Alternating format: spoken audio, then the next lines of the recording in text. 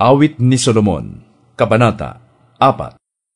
Mangingibig, kay ganda mo aking mahal, ang mata mo'y mapupungay, ang buhok mong anong haba, pagkilos mo'y nagsasayaw, parang kawan na naglalaro sa bundok ng Gilead.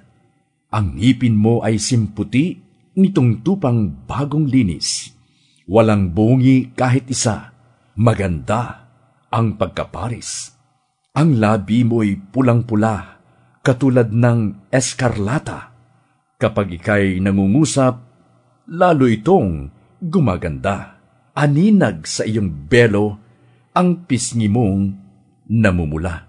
Ang leeg mo'y ubod kinis, may kuwintas na kay inam, parang tore ni David, naligid ng mga kawal. Parang usang magkaparis ang malusog na dibdib mo, masayang kumakain sa gitna ng mga liryo. Hanggang sa dumating ang bukang liwayway, hanggang sa mapawi ang pusikit na karimlan. Sa dibdib mong ubod bango, ako ay hihimlay, pagkat ito ay simbango ng mira at ng kamanyang.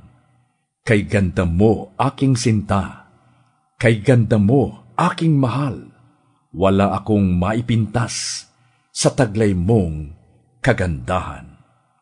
Halika na aking mahal, sa akin ay sumama ka. Lisanin na natin ang Lebanon at ang bundok ng Amana. Iwan mo na ang bundok ng Senir at ng Hermon, ang taguan niyong mga leopardo at mga leon.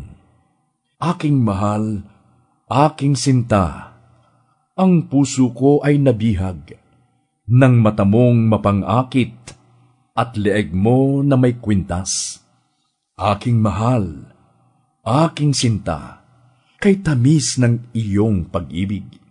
Alak man na ubod tamis, sa iyo'y di may paparis.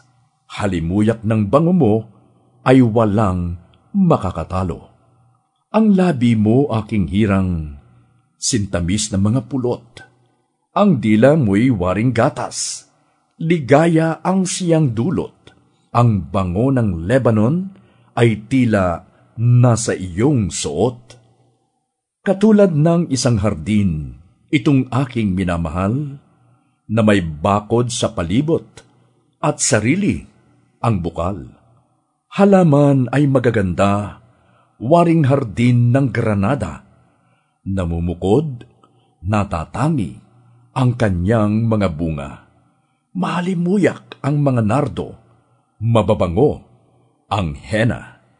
Nardo at saffron, mabangong kanela at kalamo, at lahat ng punong kahoy ay may samyo ng insenso, mira at alo na pangunahing pabango. Ang tubig na ginagamit na pandilig nitong hardin ay ang agos ng tubig na sa Lebanon pa nang gagaling.